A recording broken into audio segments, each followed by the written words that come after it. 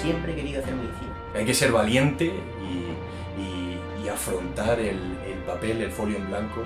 Estoy diciendo que hay mucha gente que se queda fuera de la pública por el tipo de examen que es y por las condiciones que son. Es muy sencillo cuando prolongas algo mucho en el tiempo, el dejarlo de lado.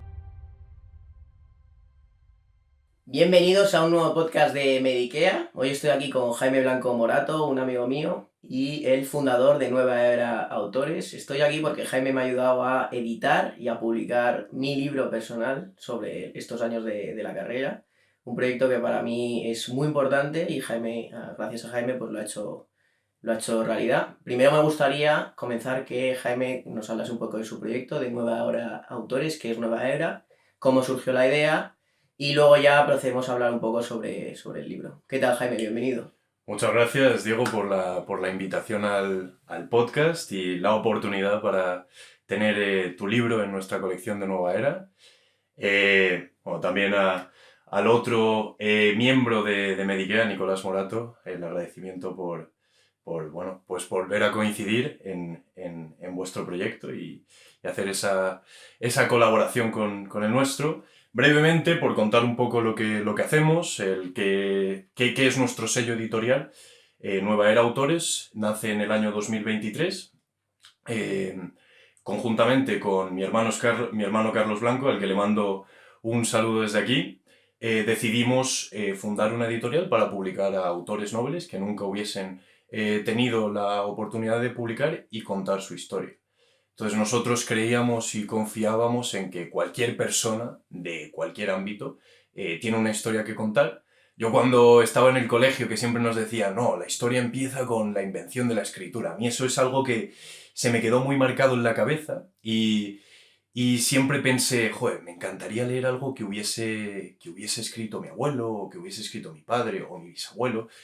Y creo que hoy en día tenemos al alcance de nuestra mano el poder escribir y conjuntamente, como digo, con mi hermano, se nos ocurrió el crear una editorial que permitiese precisamente eso, el crear historia a través de la escritura. Yo confío en que no hace falta ser un escritor profesional para poder escribir y entonces queríamos dar cobertura a cualquier autor interesado en publicar su primera novela. Y con eso empezamos en 2024 a publicar 10 autores a lo largo de todo el año. Entonces, simplemente por hacer una pequeña mención a algunos de ellos, tuvimos primeramente a Camilo con su publicación de Dolce Tahití, luego a Sofía López, Notas desordenadas, a Luis Bernardo Campuzano, Sueños y relatos del jardinero, Amor a espuelas de Sebastián Caro, Las tres Magdalenas de Clemente Miramón, de Camilo Guevara, Fe en la esperanza de Álvaro Reynoso, El vórtice vacuo de Jaime Ribarroya, ¿Qué dirán mis perros de los sueños?, de Jaime Fernández. Hay muchos Jaimes en la ecuación de Nueva Era. TGU, de Viviana Caguas, amiga personal y gran escritora. Y finalmente, y la razón por la que estamos aquí, el 10º libro de esta colección, Crónicas de un estudiante de medicina, de Diego de la Hoz. Entonces eso es un poco la historia de la editorial y el cómo hemos coincidido. Entonces yo me quiero centrar sobre todo en tu libro para hablar hoy y que nos cuentes a todos un poco la historia del camino que te ha llevado a escribir este libro y el viaje como escritor y ya como médico licenciado, a punto de... Bueno, creo que cuando esto salga ya serás graduado. Ya estaré, graduado estoy y ya estaré acabando, habré hecho el MIR o estaré ahí, porque esas son las fechas que manejamos. Lo único que me gustaría mencionar que Jaime es un buen amigo del colegio, con el que jugaba ya al fútbol y teníamos buenas anécdotas. Sí. Jaime es el primo de Nico. Exacto. Eso es otro magnífico estudiante, otro chico que pues, se ha movido muy bien en el mundo y muy motivado con este proyecto. Entonces, cualquier persona que tenga un libro en mente que quiera escribir, que al final vemos esa barrera. Yo cuando estaba escribiendo el libro veía la barrera de, joder, ¿a quién le voy a proponer yo esto? ¿Quién me va a comprar esto? Porque entiendo que tiene sus limitaciones y Jaime es capaz de hacer vuestro sueño realidad, que es publicar un libro. Bueno, joder, qué gran forma de ponerlo. Pero sí, vamos, cualquier persona... Yo siempre he sido muy de la mentalidad de que la vida es muy corta, Diego. Y la diferencia de hacer las cosas y no hacerlas al final es tan mínima que siempre acaba siendo mejor hacerlas. Entonces, si tienes algo en mente de escribir cualquier historia, pueden ser narraciones de cuando eras pequeño, tu historia como estudiante, una aventura que hayas tenido de una noche con una chica que conociste en una fiesta o un chico que conociste en una fiesta, cualquier cosa se puede poner en papel y escribirla. Y luego la leerás en unos años y dirás que ha valido la pena. Entonces, es un poco esa esencia. Yo creo que hay que ser valiente y afrontar el papel, el folio en blanco, por lo menos una vez en la vida. Así que... Pero lo que me gustaría que me contases un poco es, lo primero de todo, tu viaje como escritor. ¿Cómo empieza Diego de la Hoz o cómo afronta Diego de la Hoz ese folio en blanco? ¿Cómo surgieron las primeras líneas del libro? Bueno, yo, como todo el mundo sabe, como mucha gente sabe, nuestros seguidores sobre todo, yo no entré en medicina. Yo quería hacer a toda costa, quería hacer medicina, yo lo sentí así, porque me sentí médico antes de entrar en medicina. Yo escuché a mi padre cómo me hablaba de la medicina y me parecía increíble. Digo, yo es que tengo que ser médico, no hay otra opción. Me planteaba alguna otra cosa, pero como segunda opción en un sentido después de hacer medicina. O sea, yo siempre he querido hacer medicina. Entonces, bueno, yo no entré como mucha gente y eso para mí fue un golpe muy duro. Fue un golpe muy duro y además yo me sentí bastante solo. En ese sentido, no tenía mi apoyo familiar, Ujú. pero te metes en una burbuja que crees literalmente que has fracasado en la vida porque no has entrado en medicina. Entonces, yo he llegado a ese punto cuando empecé fisioterapia. Yo conocí a mucha gente muy maja, mis compañeros de clase tengo un recuerdo increíble de ellos y fue una experiencia brutal ese año de fisioterapia. Y estaba estudiando algo que no me gustaba, algo que yo no quería ser. Entonces, eso a mí me pesó muchísimo, porque digo, joder, yo creo que he hecho las cosas bien, que he estudiado mucho, que tal, y estoy en esta situación que no quería estar, como mucha otra gente, repito. Entonces yo llegué a ese momento en que dije, pues la idea fue, tengo que escribir un libro, porque seguro que hay alguien en un futuro, cuando yo saque este libro, que va a estar en esta situación, sintiendo como que ha fracasado, que haciendo las cosas bien, que no ha llegado a donde quería. Y de alguna forma yo quería contar mi historia para demostrar que, aunque tengas ese primer sentimiento de que has fracasado, si luchas y persigues tu sueño, lo vas a conseguir. Ujú. Y eso es lo que yo quería demostrar. Y además me ha servido en muchos capítulos, tú que lo has leído y editado, me ha servido a veces que te daba la vaguería de quedarte en casa. Ejemplo es, por ejemplo, lo de Estados Unidos, que dices, joder, me voy a Estados Unidos en verano o disfruto de mi verano. Pues hay veces que me da ese pequeño impulso de decir, joder, si quiero escribir un libro y quiero contar mi historia, para escribir un libro hay que vivir. Claro. Vivir es ahora. Entonces yo no voy a contar un libro desde el sofá. En plan, bueno, pues este verano me quedé. Entonces hay veces que fue la excusa perfecta para dar pie a viajar, a conocer a otra gente, a rotar y lo agradezco muchísimo. Entonces el objetivo fundamental es para esa gente que no entra en medicina y que encuentre o se refleje en mí de ese momento y que les estimule a no darse por vencidos. Es decir, no has entrado en medicina, vale muy bien, ahora trabaja y haz todo lo posible para conseguir tu objetivo. Es un énfasis para los oyentes. Además, es que esto es un libro. Hay autores, o sea, puedo pensar en un Dostoyevsky de la vida que tardase pues casi una década en escribir un libro. El libro de Diego se ha ido cuajando desde no entrar en medicina y hacer ese año de fisioterapia hasta haber terminado pues la carrera, que además termina de una forma muy bonita, que es con el discurso, ¿no?, que das al final de la carrera. Entonces es un libro que ha ido creciendo contigo, ¿no? Entonces también la forma en la que cuentas las cosas ha sido pues, de ese adolescente que entra en la carrera de fisioterapia, después en medicina, como cuentas, cómo ha ido madurando poco a poco a lo largo de los capítulos. ¿Qué nos podrías contar a lo mejor de ese crecimiento con el libro? Porque es muy sencillo cuando prolongas algo mucho en el tiempo, el dejarlo de lado y quizás no continuarlo. ¿Cómo hiciste tú para, pese a pues la carga de estudio, pese al paso de los años, cómo hiciste para siempre, siempre guardar tiempo para seguir escribiendo? Bueno, la verdad que a mí el proyecto desde que empecé siempre me hizo mucha ilusión y eso es lo que me ha hecho tirar para adelante y mantener una constancia escribiendo.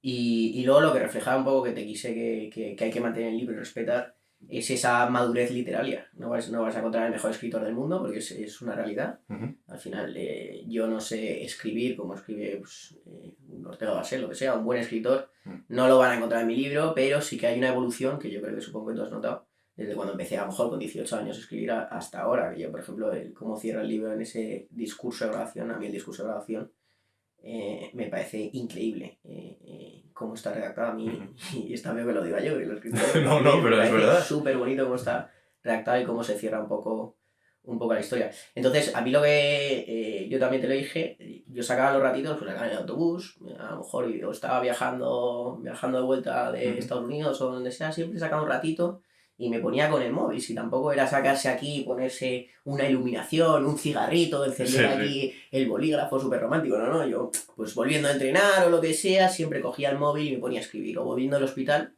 Que es verdad que lo último que te apetece, te has madrugado, has ido al hospital, has hecho unas prácticas, ya has cansado a casa, y en ese ratito que tienes en el bus, que yo tenía como 20 minutitos en el autobús, cuando vivía alguna anécdota, o la apuntaba, pues este paciente, esta historia, simplemente 2 palabras que me recordasen a eso y en un futuro me llevase a redactarlo, o ya simplemente me ponía a escribirlo. Yo es verdad que yo no sabía dónde iba a llegar esto, yo simplemente lo escribía hasta que llegaste tú y me dije, joder, Jaime, me ha abierto ahora una editorial, me va a ir genial para sacar esto, ya verás.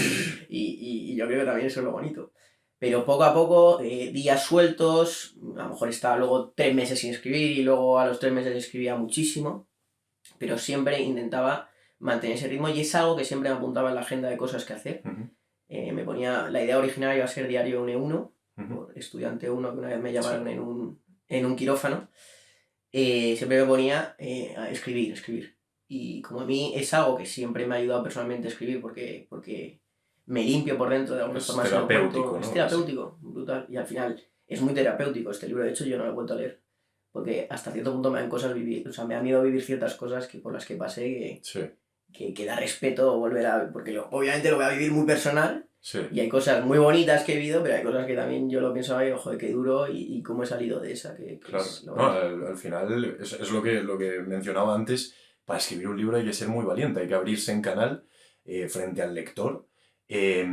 Y en este libro cuentas precisamente muchas de los grandes retos a los que te enfrentaste. No solo en relación a estudiar medicina, porque un estudiante de medicina al final es humano y en 6 años pasan muchas cosas. A ti te pasan muchas cosas. Ves de cerca, pues como el paso del tiempo se lleva a ciertos familiares.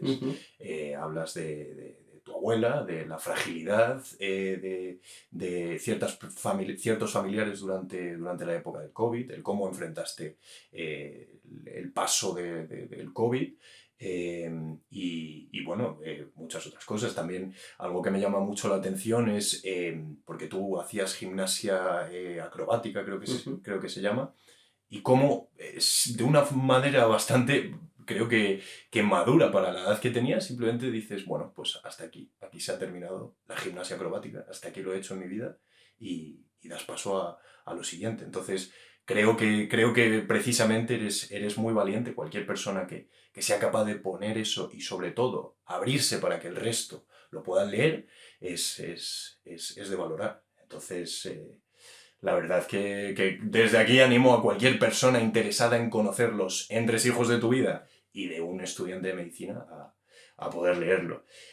Algo que quería que quizás nos puedes contar también, porque hay muchas veces que tienes una idea, quieres escribir sobre algo, pero no llega la inspiración. ¿Cómo hacías? ¿Cómo encontrabas esa fuente de inspiración? ¿O era simplemente porque si uno se marca en el calendario, yo marco en el calendario salir a correr y no he corrido en mi vida, pues me va a costar. O sea, ¿cómo creas esa rutina del escribir pese a la falta de inspiración?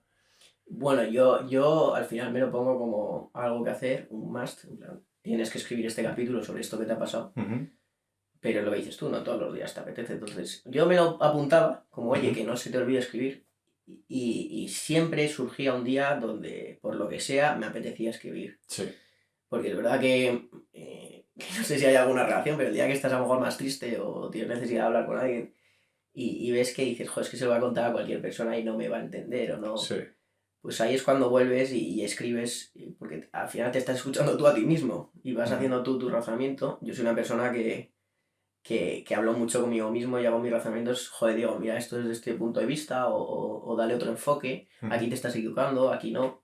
Y hago mucha introspección en ese sentido y el libro me ayuda muchísimo a darte cuenta de que, joder, pues eso, que me ha servido para descargar, para darme cuenta de muchas cosas que está haciendo bien y otras cosas que está haciendo mal. Además me gusta mucho que es el reflejo de un adolescente, porque tú lo lees y dices, joder, aquí hay razonamientos que no tienen sentido, y otros que dices, pues a lo mejor son muy maduros para la edad, o esta es la típica tontería que cualquier persona ha hecho cuando era adolescente. No, claro. Entonces es muy bonito. Y yo sacaba, no era algo como que el martes por la tarde, todos los martes por la tarde tengo que escribir, no, sino que yo me lo dejaba como, oye, no se te olvide que estás escribiendo un libro, y el día que te apetezca escribir, vuelves y te pones a escribir. Ya te digo, hay veces que era en el bus, hay veces que era en un avión, cuando, joder, yo era el capítulo de mi abuela. Yo tengo especial recuerdo en eso porque fue cuando mi hermano, mi mellizo Gonzalo, que para mí es una persona fundamental en mi vida, yo pienso que yo tengo hermanos y tengo un mellizo, que yo siempre lo digo. Yo he crecido con él, duermo con él todos los días y al final que a mí me separen de mi mellizo un año que se fue a Estados Unidos, yo encantado de que se vaya porque él era lo que quería y yo súper feliz. Y nos fuimos los hermanos a verle. Entonces era un viaje de 4 hermanos a Nueva York y luego a Washington, y era increíble, súper ganas, tal, no sé qué. Y el día que nos vamos a ir, que mis padres nos van a dejar al aeropuerto, ese día por la mañana viene mi padre y me dice, se ha muerto tu abuela.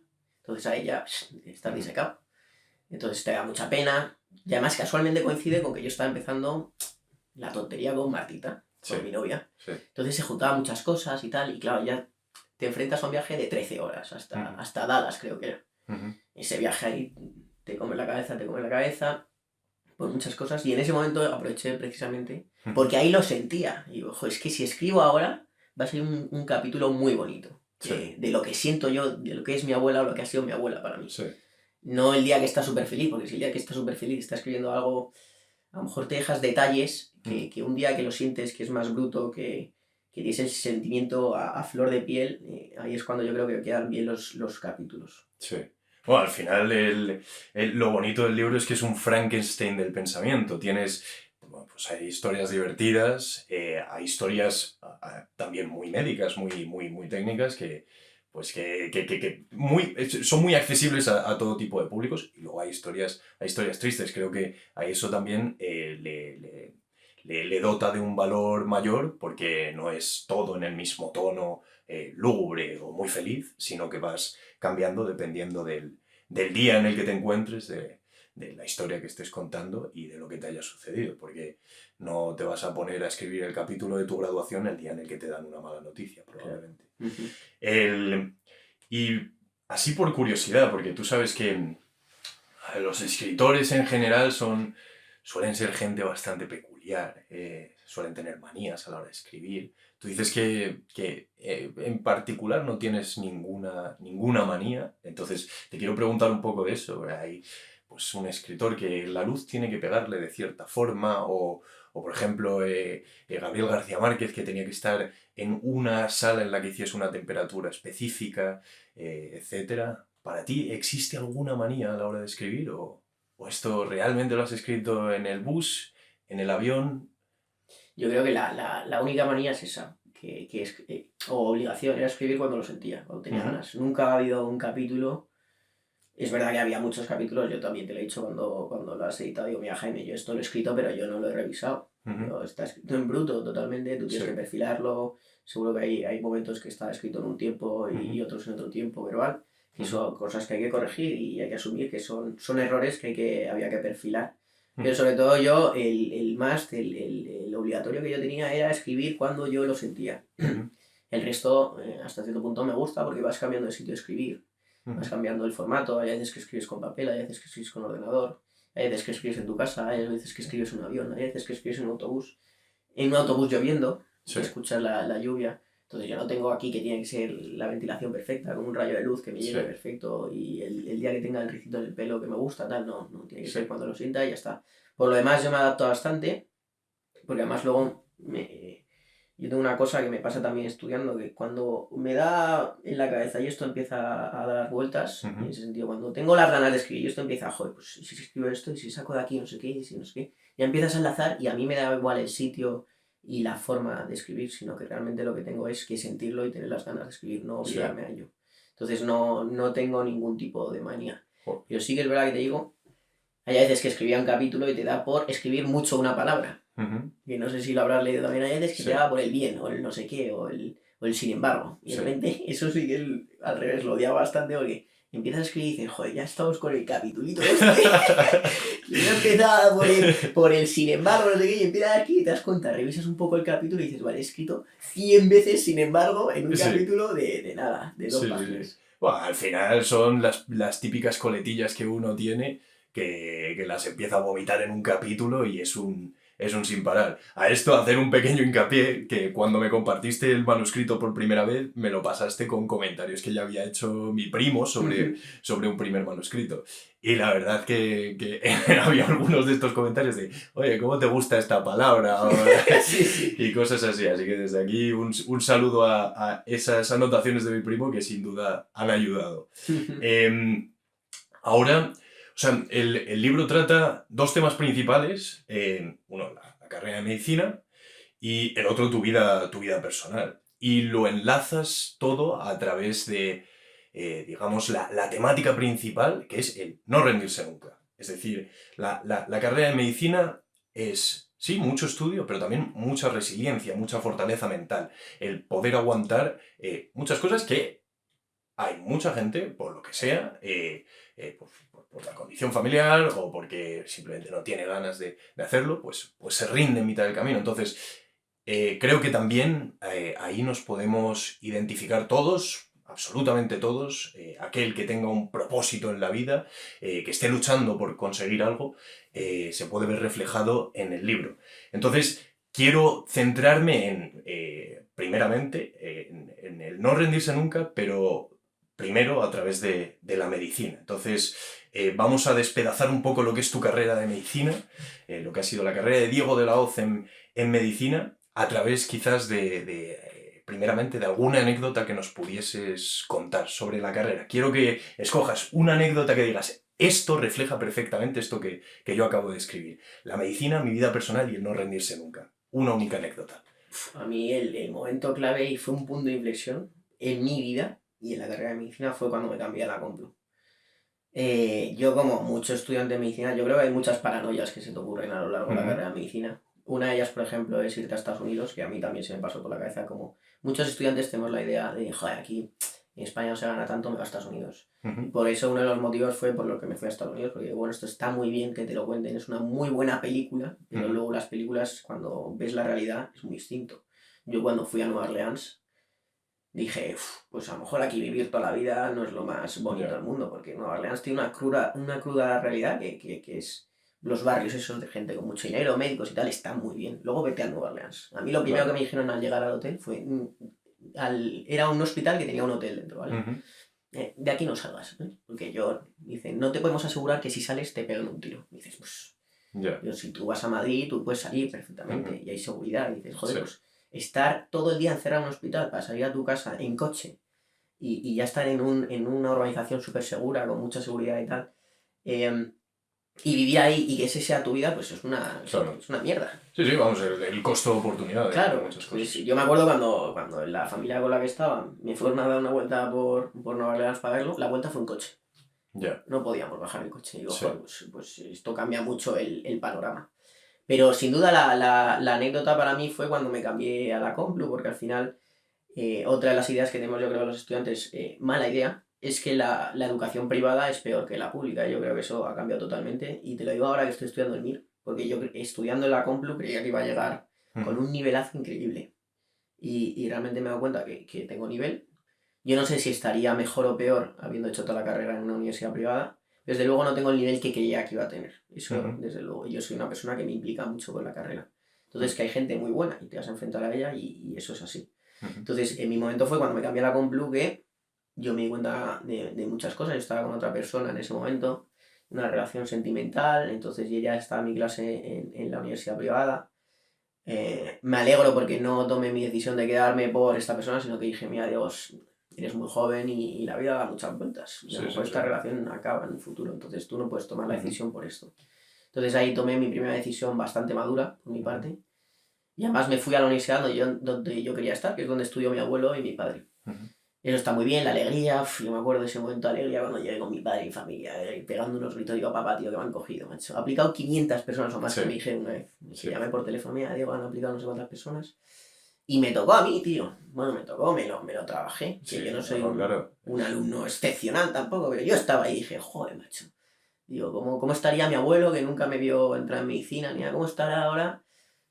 Pues utópicamente lo piensas y dices, joder, estaría orgulloso de mí, ¿sabes? Mi padre estaba muy orgulloso. Entonces ya estaba donde quería. Pero una vez que empiezas y te das cuenta de la cantidad de materias, porque no te convalía la mitad. Sí, eso lo cuentas en el segundo o tercer capítulo, ya cuando... Pues eso, gestionar papeles, Sí. un tema burocrático que este país es increíble siempre, que es, Sí. pues empiezas a mover, te das cuenta que tienes muchísima materia que estudiar, Claro. no sé si de repente te ves y dices, joder, tío, estoy aquí en una universidad que no es ahora mismo no, estoy fuera de mi línea de confort, porque yo, la universidad donde estaba, en el CEU, ya conocía a los profesores, ya sabía la clase donde estaba, yo estaba en la Complutense que no tenía ni idea de por dónde me venían. De todas formas, y perdona por interrumpirte, creo que también el haber mezclado los dos ámbitos, el privado y público de la universidad, también te ha podido aportar bastantes cosas, porque has conocido un poco de los dos mundos. Quizás has conocido más el público, porque al final han terminado siendo más años, pero también conoces el privado. ¿Cuál crees tú que es la gran diferencia entre un médico? A lo mejor esta pregunta puede ofender a alguien si es que, si es que tu respuesta ofende, así que te paso la gringa. Pero ¿cuál crees que es tú la diferencia entre estudiar en la pública y estudiar en la privada la misma carrera de medicina? Que una cuesta más y otra menos, sinceramente. Cuesta más y en otra menos. Pero obviamente en la privada te dejas un pastizal. Pero porque, bueno, primero todo hay que retomarlo de que cuesta más económicamente. Económicamente, ya está. Es verdad que, teóricamente, en la Complutense lo que me pasa a mí o lo que yo vi es que tú eres un número. No eres Diego Delgado, tú eres un número. Entonces, búscate la vida, macho. Búscate. Nadie te va a mirar por ti, nadie va a hacer nada por ti. Eres un número. En cambio, lo otro es más como un colegio, eso sí que es verdad. Sí. Cosa que no es un punto negativo, de hecho yo creo que es un punto positivo, porque tienes un trato más personalizado hacia el alumno. Hay profesores muy buenos en la privada, muy buenos en la privada que yo he tenido y fenomenal. Y luego, como siempre comento con Nico, la docencia depende de uno mismo, de lo que te quieras implicar. Claro. Yo he conocido a gente en el Hospital Clínico San Carlos, residentes de cardiología, que para sacar el residente de cardiología en el Hospital Clínico San Carlos, tienes que sacar un numerazo en el MIR, un numerazo, y son del CEU. Es decir, no implica nada. Claro. No implica nada. Entiendo. Entonces, la diferencia, pues que te dejas 120.000 euros, lo que sea, en 6 años. Que si tus padres se lo pueden permitir, fenomenal. O quien sea, te da ese aval, fenomenal. Pero también parte de la idea de que yo creo que es el problema de todo esto, que al final la selectividad, o en general el bachillerato, o en general toda la educación está mal enfocada. Porque el examen de selectividad no es justo, es un examen distinto en todas las comunidades. Entonces ya te clasifica y al final... no todo el mundo tiene al final la misma oportunidad de llegar a una pública. Entonces hay mucha gente que, como me pasó a mí, yo no estoy diciendo que con otro examen yo hubiese entrado en la pública. Yo estoy diciendo que hay mucha gente que se queda fuera de la pública por el tipo de examen que es y por las condiciones que son. Pero sé que yo sé que hay gente que, aún no entrando en la pública, se han tenido que ir a la privada, y hay gente muy buena en la privada. Yo he tenido compañeros muy buenos en la privada. Claro. Y he tenido compañeros muy malos en la pública. O sea que... yo creía que iba a llegar a la pública y lo comentaba con mi padre y ese estereotipo que teníamos. Mi padre siempre me decía la frase de: es mejor ser el peor de los mejores, en referencia a que los mejores está en la Complu, que el mejor de los peores, en referencia a que los peores está en la privada. Y luego, con el tiempo, mi padre y yo nos hemos dado cuenta de que no es así. Y lo hemos comentado, el otro día lo estábamos hablando. Digo, mira, papá, es que me di cuenta de que mis compañeros del CEU ahora están fenomenal en el MIR, fenomenal, y mis compañeros de la Complu están fenomenal. El que ha currado más va mejor, el que ha currado menos va peor, independientemente. Claro. Hay hospitales... es verdad que la diferencia que yo te podría decir es el hospital. No es lo mismo el hospital público que el hospital privado. No es lo mismo las cosas que ves, las cosas que te llegan. Pero los estudiantes de universidad privada van únicamente a hospitales privados a hacer las prácticas. Es verdad que ahora el clínico está haciendo algún convenio con algún tipo de universidad privada, eso ya no sé, te lo sé decir. Pero sí que si tú vas a... la Complutense tiene 3 hospitales fundamentalmente, que es el 12 de octubre, el Gregorio Marañón y el Clínico San Carlos. Sí. Y el CEU tenía Montepríncipe, San Chinarro, que son privados. Entonces, la asistencia es distinta. Claro. El manejo de los recursos es distinto. Me imagino. Yo creo que es más rico, yo creo que eso sí que lo creo, es más rico un hospital público de muchas cosas. Pero que bueno, que es lo que te repito. Yo tengo amigos en el CEU que han hecho guardias en el Gregorio estudiando medicina. O sea, si tú te quieres buscar la vida y ver otros enfoques, yo creo que está muy bien, ¿sabes? Creo que es muy bueno el que hayas tocado un poco de los dos mundos, sobre todo porque tienes una opinión bien formada que nos viene genial para este podcast. Eh, y algo que has mencionado son precisamente no sé si lo llamáis prácticas, no se llaman prácticas, Sí, se llaman prácticas. Las prácticas en los hospitales. En el libro hablas precisamente de estas prácticas en muchos de los capítulos, los doctores con los que te enfrentas, ese primer grupo de cirujanos con el que tuviste unas prácticas que quizás era un poco más frío, ¿no? más lejano. Al final tú eres un estudiante y ellos pues están en su día a día, en su trabajo, en su 9 a 5, ¿no? O 9 a 3, no sé cómo son los horarios, eso es algo que quizás luego puedes explicar para los no doctos de la medicina.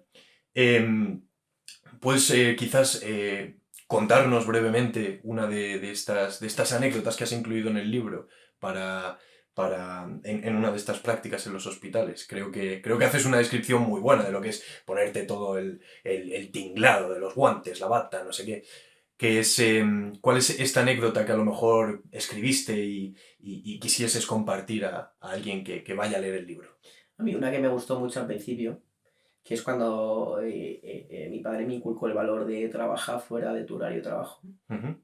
Yo cuando empecé la carrera muy bien y tal, pero mi padre hasta cierto punto me forzó en ese sentido, vete de prácticas con tu padrino. Mi padrino está en La Paz, es urólogo, y rotaba con él y él me dejaba pues con otros adjuntos en quirófano, que al final es lo más vistoso para un estudiante. Y ese es el momento que digo que yo no creo que, al igual que contacté con mucha gente en la carrera, yo a lo mejor con estos médicos no contacté tanto. Y no pasa nada, porque bueno, las cosas sean así y ya está. Pero bueno, una de las doctoras con la que sí que contacté bastante bien y fue encantadora conmigo, pues me dijo, venga, date, no sé qué, me la ve. Y estamos ahí haciendo, yo qué sé qué estaban haciendo, pues, y todas las tripas fuera, así, no sé qué. Sí. De repente coge y me dice, mira, toca eso ahí. Y toco y me dice, esto es la arteria aorta, que es la arteria más grande del cuerpo. Y coge y me dice, no todos los días se toca una aorta. Y yo lo pensé y dije, claro, esto se toca porque yo estoy aquí, porque he madrugado, porque es mi día libre y he venido aquí. Uh-huh. Y ahí es cuando hice un poco el clic y dije, joder, el capullo de mi padre tenía razón. Sí, tal cual. Tenía razón que venía aquí a trabajar fuera del horario de uno. Sí. Tiene su recompensa. Y bueno, mi padre me ha dado muchísimas lecciones de vida y se ve reflejado, yo creo, en el libro, porque es una persona que tengo como referente todos los días. Esto es el extra mile, ¿no? Sí, del que hablas, precisamente. Haciendo alusión al título de uno de los capítulos del libro, en el que explicas precisamente la dedicación que tiene tu padre, doctor, pese a ser doctor desde hace muchísimos años, él como él se sigue formando, sigue estudiando para poder seguir creciendo intelectualmente y en su profesión. Entonces eso es interesante, que eso te permite... Bueno, te permite conocer esas cosas que si no hicieses esa, precisamente, milla extra por hacer la traducción al castizo, pues no lo hubieses podido ver. Una cosa que a lo mejor podríamos tratar, que hablas en el libro y que ya has mencionado, es la sanidad pública. Uh-huh. Hablas muy bien de la sanidad pública y también eres crítico, constructivamente, con ella.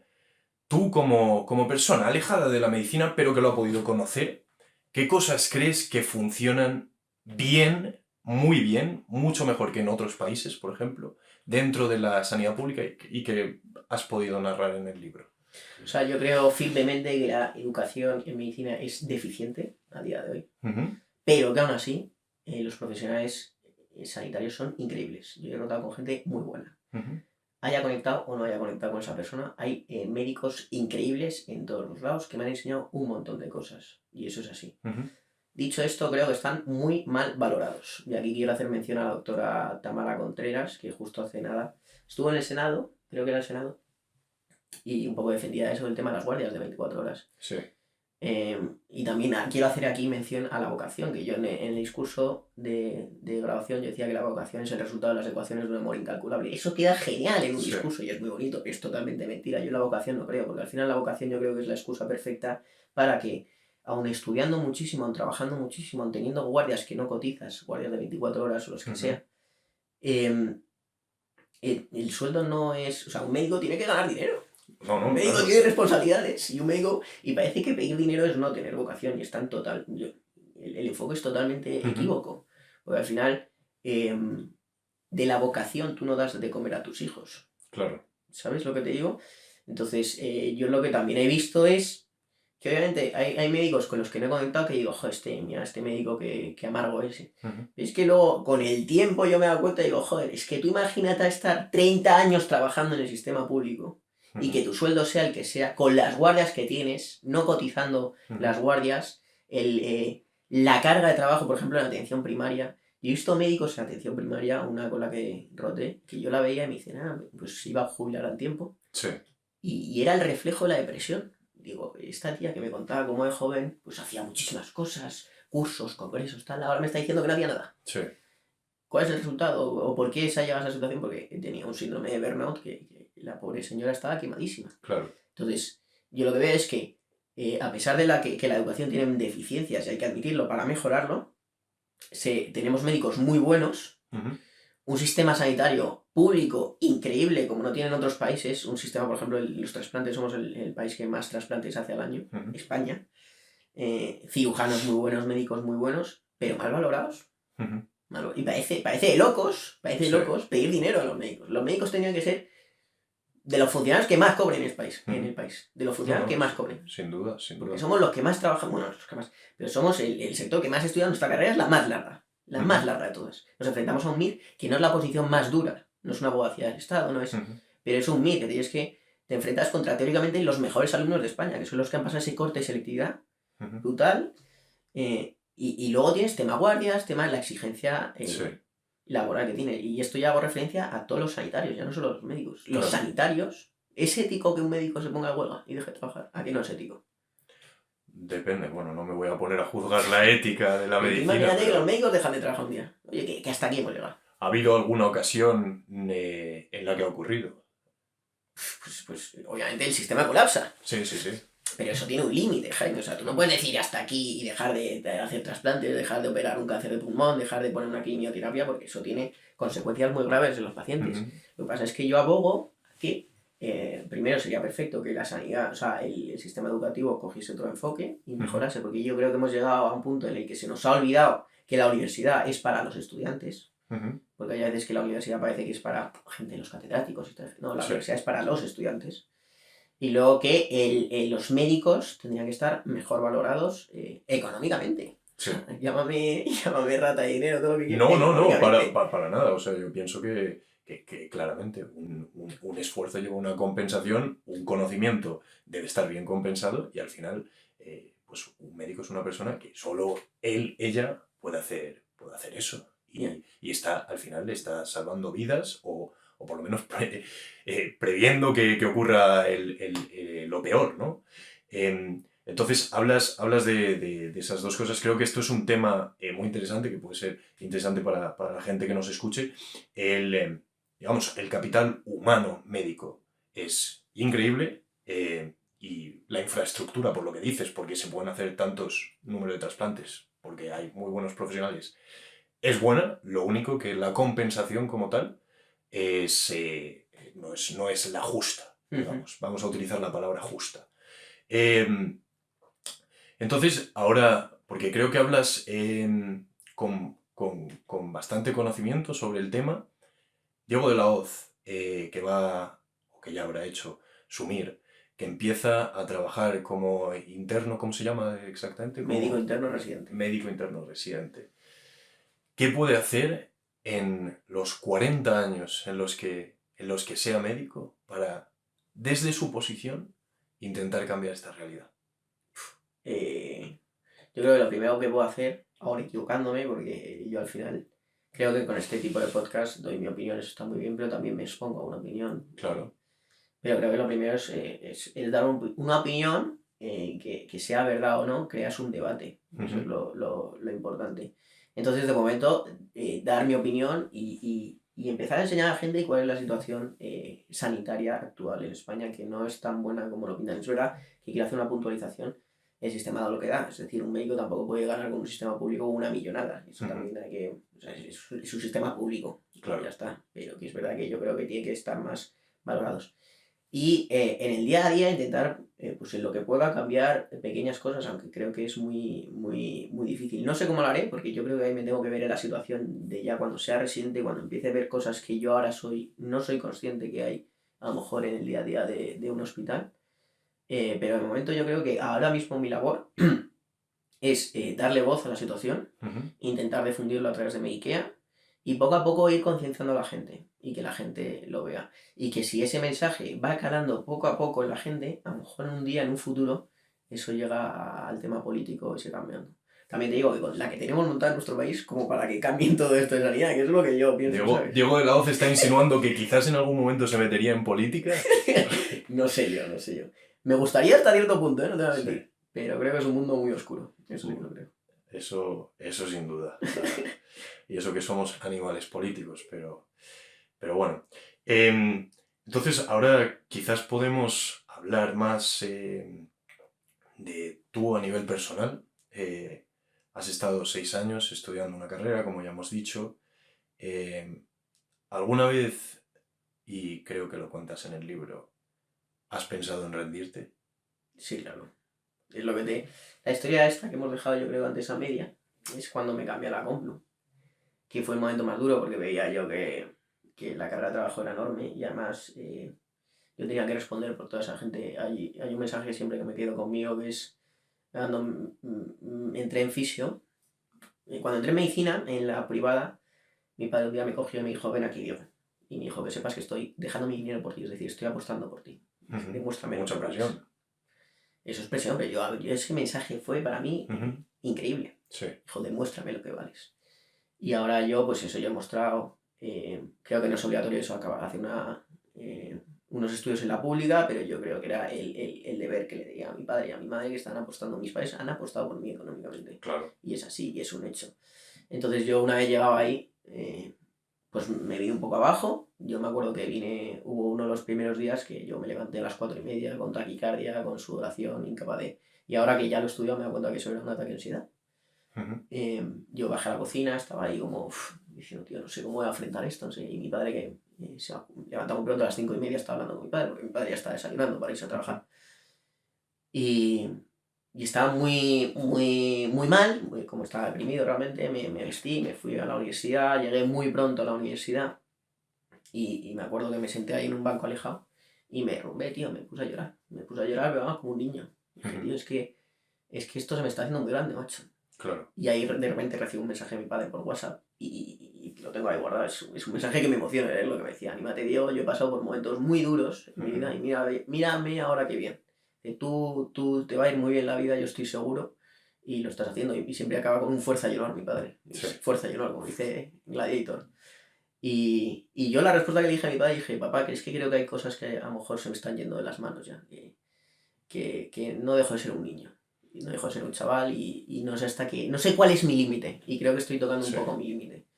Entonces eso es lo que me respondió mi padre. Dice, ya verás cuando en un futuro mires hacia atrás lo orgulloso que vas a estar de todo esto que has pasado. Y ahora lo estoy, digo, joder, porque es lo que te digo ahora. Yo creo que es de los capítulos que más me costaría leer. Porque yo ese día lo pasé muy mal, me acuerdo. Es un capítulo muy profundo en el que hablas precisamente de esa mañana en la que te levantas con pues un ataque de ansiedad, llegas a la universidad y el mensaje de tu padre. Qué importante es también para un médico tener gente que lo apoye en el camino. Querrías, ya que estamos aquí, ya que hemos hablado de esto, querrías mandar, que supongo que ya lo habrás hecho en muchas ocasiones, pero para dejarlo patente, un mensaje de agradecimiento a tus padres por haberte apoyado y que hoy podamos estar grabando este podcast mirando retrospectivamente a ese momento. Bueno, sí, yo siempre lo he dicho, mis padres han sido Bueno, yo tengo mucha suerte, tengo un apoyo familiar increíble y las condiciones en las que yo he estudiado medicina son idílicas y eso yo también soy muy consciente de ello. Yo sé que yo no puedo exigir lo mismo a otra persona porque hay mucha gente con muchas condiciones a su alrededor que no son favorables y yo las he tenido. Siempre he dicho que mi padre es mi referente en la vida, me ha guiado el camino, me ha enseñado por dónde ir y el camino que no seguir y el que seguir, ¿no? El que está bien y el que está mal, por así decirlo. Es verdad que con el tiempo te haces mayor y no todo lo que dice tu padre tiene razón, porque yo también estoy en ese momento filosófico de matar a tu padre que dicen, que es ese momento en el que te das cuenta que tu referente no siempre tiene la razón, y eso también es verdad. Y luego mi madre agradecerla, porque mi madre siempre ha estado ahí, mi madre. Y mi madre siempre ha sabido leer mis sentimientos. Mi madre cuando le he pasado mal en mis momentos personales, pues cuando dejé a la otra chica con la que estaba, yo hice también, eso fue un esfuerzo personal, porque estás diciendo a una persona a la que has querido durante mucho tiempo que no la quieres. Eso es, hay que reunir valor y hacerlo. Y ahí sí que estaba mi madre, no estaba mi padre. O sea, sí que mi padre estaba y tal, pero mi padre estaba más en lo académico, porque lo había vivido. Y en los momentos más sentimentales, más duros, que también influyen en tu día a día, ahí estaba mi madre. Y los dos, de una forma o de otra, siempre me han apoyado, macho. Siempre han estado ahí, nunca me han dejado de lado. Me han regañado cuando me tenían que regañar y siempre me han acompañado. O sea, yo me veo la imagen típica de dos padres, ¿no? Y el niño cogiendo la mano a sus padres andando de pequeñito, pues esos han sido mis padres. O sea, ha sido idílico. Qué bueno. Grandes mentores, entonces, en todo, en la medicina y en la vida. Hablas de una cosa bastante importante a raíz de lo de la ansiedad, y creo que al ser esto un podcast de medicina, y tú ser médico, creo que se debe entender que también somos humanos. Desde aquí creo que a lo mejor es importante mandar un mensaje del el cuidado de la salud mental, que a lo mejor hay veces que se deja un poco de lado, ¿no? Entonces, el hecho de sufrir esa presión, el haber sufrido esos ataques o cuadros de ansiedad, estoy intentando hablar como un médico sin tener ni idea, pero esos ataques de ansiedad, creo que es importante también para la audiencia que conozcan tu ejemplo de haber vivido esto, de haber tenido esa presión, de si estás pasando un mal momento, si estás en una posición en la que no te sientes cómodo con la vida, siempre tienes que recurrir a aquellos que tengas cerca o a aquellos en los que confíes y contar las cosas, porque de absolutamente todo se sale. De absolutamente todo se sale. Menos de ser del Barcelona, pero eso lo dejamos de lado. No, tienes razón, porque, bueno, tan importante es pedir ayuda, como justo yo creo que es lo que hizo mi padre en ese momento que yo estaba derrumbado, ¿ya? Como ver a alguien que sepa leer las señales. O sea, yo, tío, tengo la imagen de estar con mis pies, mirar al suelo y caerme las lágrimas al suelo. Y recibir el mensaje de mi padre. Mi padre supo leer las señales de que yo estaba fatal, fatal, sentimentalmente. Entonces, y luego eso, hilándolo un poco con los médicos, es muy importante que los médicos pidamos ayuda, porque es muy duro. Hilando todo esto, por eso yo defiendo que los médicos tienen que estar valorados, y una forma de valorar a los médicos económicamente. La mala gestión, yo creo la mala gestión, y lo creo firmemente, tanto a nivel de la educación como a nivel sanitario ya de los profesionales, afecta en el estado anímico. Es decir, si tú organizas mal una universidad o lo que sea, o no le das importancia, no quieres escuchar a un estudiante, que al final es lo que te digo, la universidad es para los estudiantes. Hay muchos estudiantes ahora en medicina que están con antidepresivos. Yo siempre digo, el estudiante de medicina, el que no se medica, pues antidepresivos, antipsicóticos, lo que sea, el que no se medica bebe, y el que no bebe se droga. Y eso es una clase de medicina. Un estudiante de medicina. Eso es una clase de medicina, ¿vale? Claro. Y yo hay cosas ahí que lo pongo, que lo reflejo. Yo me he confundido también a veces en mi vida, y he estado en una de esas tres, ¿vale? Pero porque estás escondiendo algo y porque nadie te escucha y al final eres otro número y qué más da. Claro. Pero eso es el reflejo. Hasta hace poco yo creo que hay un problema en estudiantes sanitarios de tantos estudiantes sanitarios que se suicidan en España. Cosa que no se ha dicho tampoco.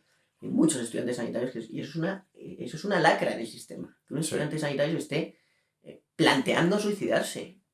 Yo cuando hice el discurso de graduación estuve mirando datos, creo que era el 11% de los estudiantes de medicina, el 11%, tío. O sea, de 100 que nos graduamos, 10 había ahí que se habían planteado suicidar, macho. Wow. Eso es increíble. Eso es increíble. Luego creo que era el 56% estaba con antidepresivos y yo lo digo exagerado, ¿no? El que no se toma un antidepresivo tal, bebe o tal para esconder y el que no se droga. Eso es exagerado porque hay gente que no lo hace. Hay gente que hace deporte, hay gente que luego va saliendo de eso. Pero yo creo que la mala gestión, en cuanto a los estudiantes, se ve reflejada en el estado de ánimo.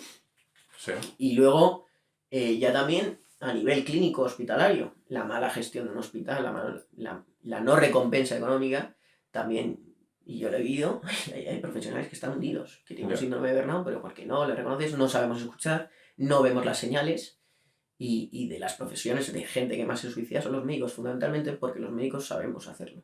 ¿Sabes? Claro, qué importante hablar de esto. Quizás nos sirve para enviar un mensaje muy importante. Si estás pasando un mal momento, no dudes en recurrir a alguien profesional y sobre todo no te lo guardes, habla. Y gracias por compartir esto, sobre todo por compartirlo también en el libro, pues este episodio de ansiedad que puede ocurrir. Al final eres de carne y hueso, aunque tengas un cerebro prodigioso, pero es, yo creo que muy importante. Así que también volvemos a... Pienso, gracias también, Jaime, porque al final, en el sentido de que yo con las redes sociales con Meikea da la sensación de que todos los días son perfectos. Eso es mentira, ¿sabes? Y es la superficie un poco, las redes sociales están muy bien, pero están también muy mal por otro punto de vista. Y yo creo que en el libro lo que se refleja es eso, que yo soy humano, tío. Yo también estoy triste todos los días. Claro. O sea, no todos los días. Yo hay días buenos y días no tan buenos. Claro. Hay días fenomenales que parezco un maníaco que estoy, y otros días que estoy depresivo y tal. Sí. Y los cambios de humor son normales. Y por eso nuestra insistencia, Nico y mía, en el estoicismo. Los sentimientos son normales. Y lo que no es normal es cronificarlo. Entonces, eso es. Y a mí me encanta, yo cuando lloraba o cuando lloraba a lo largo de la carrera de medicina, y dice, hostia, pues estoy llorando, ya está. El otro día preparando el mío estuve llorando, sinceramente, porque no me van las cosas. O sea, me va bien, pero hay un día que de repente en un simulacro bajas y ya está. Y dije, pues tío, voy a disfrutar este momento de llorar, me lo voy a dedicar a mí mismo. Bien. Y cuando acabe de llorar me voy a poner a trabajar. No voy a cronificar este estado, porque yo soy muy así. A mí me duran 2 horas. Lloradita, como digo yo, 3 hostias con perdón a la cama y a seguir, ¿sabes? Y con decisión. Y ya está. Vamos a empezar a hacer cosas para cambiar esto. Entonces, un poco el mensaje a la gente. O sea, un estudiante de medicina no es perfecto y, desde luego, alguien que lleva una cuenta en redes sociales no está todo el día feliz. No está todo el día feliz. Y entre medias hay un proceso que se ve, que hay altibajos. Claro. Cuando estaba en Estados Unidos, pues muy feliz. Cuando estaba cambiándomela con Blue, estaba hundido. Claro. Entonces, y se muestra en el vídeo, se muestra. Cuando se muere mi abuela, estoy muy triste. Sí. ¿Sabes? Cuando doy el discurso de graduación, me gradúo, mi padre me pone la beca, pues estoy increíblemente radiante, ¿sabes? O sea que todo eso cambia y se ve en el libro. Importante. Ahora me gustaría que hablásemos de, ya ahora que has terminado, vas a empezar tu carrera oficialmente como médico, ¿cuáles son las ambiciones que siguen? Yo me dediqué a, siempre lo pienso, y te lo estaba comentando antes de empezar, tiene mucho potencial para ayudar al estudiante, que nos encantaría darle otro enfoque totalmente distinto, pues un poco a la educación e intentar abordar en lo que podamos. El podcast también transmitir también conocimiento a través de él y potenciarlo, porque al final ahora estamos un poco parados por el tema de que yo estoy estudiando el MIR. Llevamos 2 años que Nico ha hecho el MIR y ahora vengo yo, entonces va un poco el tema lento, pero cuando empecemos la residencia ya los dos queremos potenciarlo. Si finalmente cojo, que es verdad que este podcast lo estamos grabando con anterioridad, si finalmente hago pediatría, me encantaría aplicar el día a día la pediatría y ser buen médico, pero no buen médico de conocimiento, que también, sino buen médico de mirar a los ojos, coger la mano al paciente, estar ahí con la familia, con una madre que está angustiada con su hijo que está hospitalizado, o con un padre, o con lo que sea. Ese tipo de médico me encantaría ser, no quemarme por el sistema, y eso tengo miedo de eso, tío, tengo miedo de quemarme por el sistema. Y potenciar al máximo mi carrera. A lo mejor el día de mañana tengo que elegir entre una cosa y otra, y eso también es verdad. Pero mis ambiciones fundamentalmente son eso. Primero, tema docente con Meikea, a ver hasta dónde podemos llegar y dónde podemos llevarlo, porque creo que el proyecto tiene mucho potencial y tanto Nico como yo tenemos potencial y nos retroalimentamos muy bien. Y en el tema médico, pues saber estar ahí para los pacientes, eso es lo que más me gustaría. Pues me parece, vamos, no le quito una coma. Al libro sí que le has quitado una coma, ¿eh? Ah, hombre, machote. Y quizás fuera de, digamos, lo que es el curso que puedes visualizar más o menos a nivel profesional, tienes un sueño. Algo puede ser médico o no médico. Un sueño. Tíos, ¿sabes cuál es mi sueño? Que lo pienso mucho. Sí. Y lo he visto también mucho en médicos. Joder, el típico jefe de servicio que ha llegado hasta ahí, o jefe de servicio, catedrático, o presidente de su sociedad en su especialidad. Y este tío tiene el éxito máximo a nivel profesional y académico. Pero a lo mejor te enteras de que familiarmente pues todo va mal, ¿no? Está divorciado, problemas que puede ser también. Yo si llego con un éxito, pues con Medicare y con éxito como médico y no acabo con una familia que esté contenta, con unos hijos que me quieran, con Martita, ojalá que sea con Martita, pues casados, con hijos, una familia, si eso no está bien, Marta, primer aviso. primer aviso, eso es un fracaso para mí. O sea, lo más importante para mí, y que me hace mucha ilusión, ser médico me hace mucha ilusión, lo más importante para mí es conseguir un poco lo que nos han dado mi padre y mi madre a nosotros, los 4 hermanos. Eso es el éxito en la vida. Eso es traer dinero a casa, que tus hijos se alimenten, darles las mejores oportunidades del mundo, que es las que yo he tenido, y eso para mí será el éxito. Y si eso no sale, macho, he fracasado. Eso es lo que pienso realmente. Me parece perfecto. ¿Tú no lo piensas así? Sí, sí.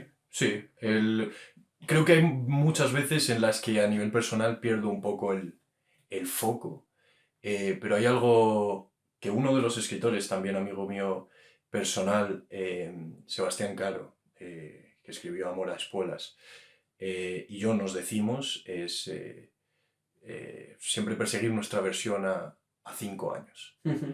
Que esto lo decía el actor Matthew McConaughey en su discurso al ganar uno de los Oscar.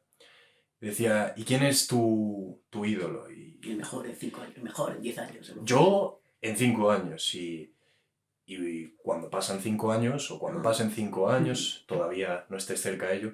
Entonces, para mí, yo intento enfocar la vida así, a un periodo de 5 años. ¿Cómo me quiero ver de aquí a 5 años? Y sí, de cierta forma veo... creo que eso sí me podría aportar la felicidad, de cierta forma, pero quiero verlo como... No quiero ver el conseguirlo y que ya la felicidad brote, sino el proceso de hacerlo, de conseguir las pequeñas cosas. Para mí eso ya es el simple hecho de trabajar todos los días, de levantarme e intentar conseguir las cosas, para mí ese es mi sueño. El ver que las cosas empiezan a salir. Entonces, mi sueño hoy es mañana, y mañana será pasado. Ese es mi único sueño. Y seguir viendo que las cosas poco a poco van encajando en el puzzle de mi vida. Buena reflexión también. Entonces, no sé cuánto tiempo llevamos, no sé si... No, vamos bien, lo que sea. Vamos bien. Hay una última cosa que vamos, me parece fundamental, porque al final en sí el libro es un consejo al futuro estudiante, pero si tuvieses un Dieguito, una Martita en el futuro que vayan a empezar medicina, ¿qué consejo le darías? Mira, yo creo que siempre hay un consejo erróneo de muchos médicos, que es no hagas medicina. Y eso es erróneo. Yo siempre defenderé, medicina es la mejor carrera del mundo, tío. Y ya está. Y no hay discusión. Medicina es preciosa, La capacidad que tienes, el contacto con los pacientes, la capacidad, el privilegio que tienes de ir a un hospital donde hay gente enferma, gente que está perdiendo su dignidad porque está con un pijama que se le debe medio culo, gente que le estás haciendo un tacto rectal, o sea, estás perdiendo la dignidad por todos lados en un hospital. Gente que tiene una sonda y que le estás viendo, pues uno le coge así. Eso es un privilegio como estudiante, aprender de personas, y no solo de médicos, sino de enfermeros, de fisioterapeutas, de ese paciente que está ahí, que lleva ahí 40 días ingresado y que probablemente no salga de ahí. Eso es un privilegio. Entonces, la sensibilidad que te da una carrera como medicina, la sensibilidad que te da una carrera sanitaria en general, es increíble. Y yo siempre lo hablo con mi padre, que es, ¿no? El edificio del hospital es eso. Si todo el mundo supiese lo que pasa en un hospital, dejaría de tanta tontería que hay en la sociedad, que yo lo pienso así. Somos una sociedad superficial. Entonces, yo si mi hijo o mi hija o quien sea decide hacer medicina, estaré muy contento, muy orgulloso, al igual que si hace otra cosa, porque lo que tiene que hacer es lo que le gusta. Eso es fundamental. Y si le tengo que dar un consejo, que siempre es el mismo que doy, es disfrútalo. O sea, yo antes te estaba comentando que con todo este pequeño proceso que me pasó cuando me cambié a la compu ese día, que me marcó tanto, yo me di cuenta que es que la nota es totalmente secundario. O sea, el Diego si saca un 10 está muy bien, y si saca un 7 está fenomenal, y si saca un 5 también mejor. Y si suspende y no lo saca, lo va a sacar, porque es la mentalidad de seguir. Entonces, lo que tengo que hacer, si yo entre medias no disfruto el camino, eso es también un fracaso. Entonces, disfruta el camino, aprende. Hay asignaturas que son un bodrio, tío, y que a nadie le gusta, como tú también habrás dado en tu carrera asignaturas que dices, joder, vaya ladrillo me estoy leyendo ahora mismo. Pero intenta verle ese punto bonito. Intenta ir al hospital y conocer gente. Yo tengo pacientes, bueno, no tengo yo pacientes, he visto a pacientes que nunca se me va a olvidar. Dices, y mi primer paciente con el que hice una historia clínica, una exploración física que yo no tenía ni idea, pero vas ahí con el fonendo y dices, joder, esto que estoy escuchando no sé lo que es, pero bueno, yo le pongo aquí el fonendo y ya está, ¿sabes? Y no sé cuántos. Y de repente yo estaba con 2 compañeras mías y de repente digo, tío, ¿por qué no voy a aplicar eso que me han enseñado siempre en clase, que es escuchar al paciente? Dejé todo. Y me puse a mirarla y a escucharla, porque esa señora lo único que quería era hablar y que la escuchas. Y me dijo, vas a ser un buen médico. Y dices, joder, son de esas experiencias que te gustan mucho. Entonces, vivir cada día así, disfrutando, yendo al hospital, viendo a gente, conociendo a médicos, enfermeros, disfrutar las prácticas al máximo, sin que hayan pasado esos 6 años y de repente miras atrás y dices, joder, pues me sacan medicina y no lo he aprovechado. Entonces la nota es secundario. Lo fundamental es estar bien de salud mental, ser feliz. Estudiar medicina es muy duro, tienes que madrugar mucho, tienes que dormir pocas horas, tienes que estudiar mucho, tienes que dejar al lado muchísimas cosas, viajes, amigos, tienes que dejar muchas cosas que yo he dejado. Pero entonces si lo dejas, que valga la pena. Entonces yo es mi consejo, que lo disfrutes al máximo y que lleves esa experiencia al máximo. El otro día había un reel de Miguel Ángel Tobías, creo que se llama, que decía, vivir es urgente, tío, vivir es urgente. Entonces hay que vivir. Y vivir, aunque sea un ladrillo, y un ladrillo en el sentido que hay muchas cosas rutinarias todos los días, esas cosas rutinarias llévalas al máximo, que lo vas a disfrutar, ¿sabes? Totalmente. Estoy de acuerdo, vamos.